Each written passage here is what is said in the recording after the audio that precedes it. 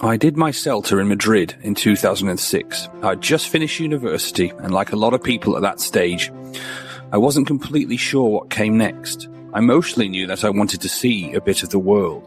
For a month, Madrid was my classroom. By day, I was planning lessons, analysing grammar, and standing nervously in front of real students. By night, my course mates and I were exploring the city. Tapas, late dinners, cheap wine, and conversations that carried on far longer than intended. It was demanding, no question about it.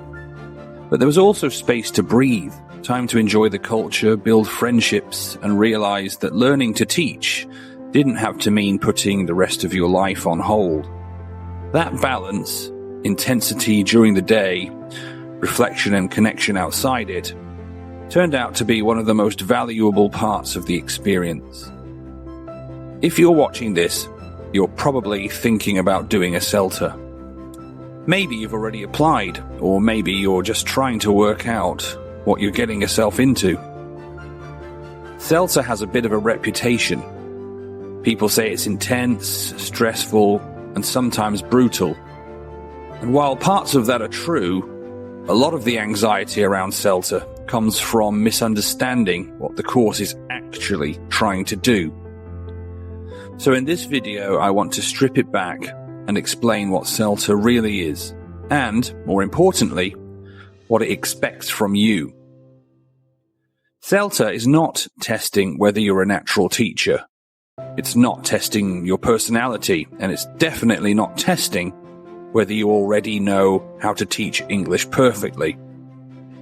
CELTA is training you to think about language and lessons in a very specific, structured way.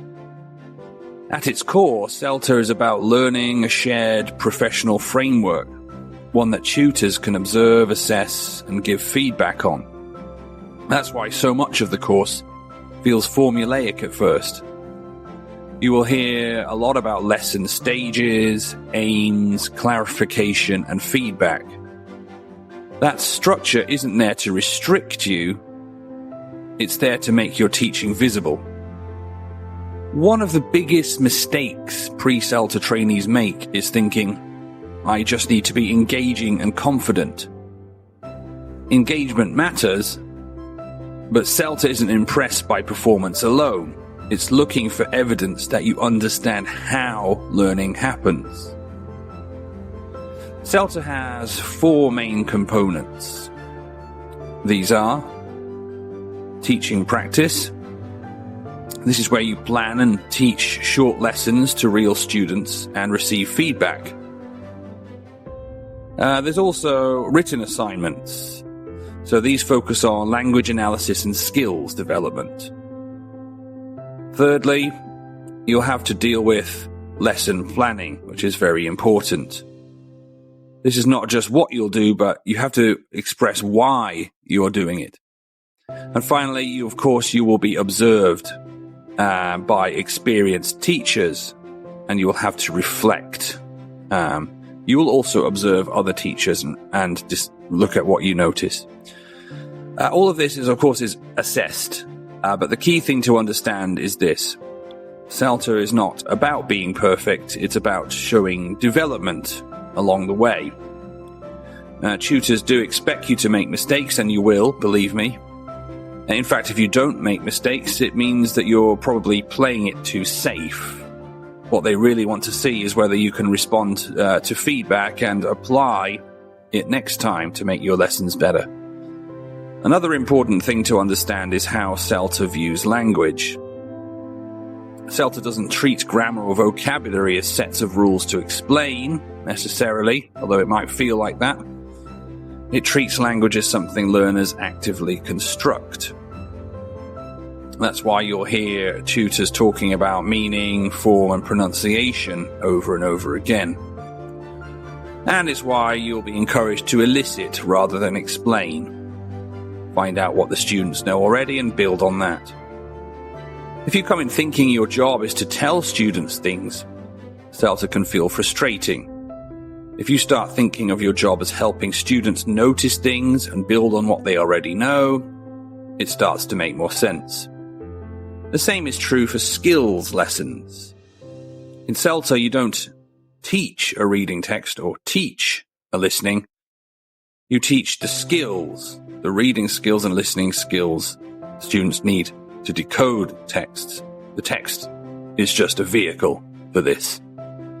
This often surprises trainees, especially if they've studied languages in more traditional classrooms. Another thing pre-CELTA trainees worry about is grading. Well, CELTA has a simple grading system. It's a pass, pass B, and a pass A. Actually, most employers don't care about the letter. As long as you pass, you'll be fine. What matters most is that you've completed the rigorous and externally moderated course, and you can teach within the recognized framework to best practice. So if you're heading into a CELTA aiming for perfection, you're probably aiming at the wrong target. A much better aim is, can I plan clearly? Can I teach with a clear aim? Can I reflect honestly on what went well and what didn't?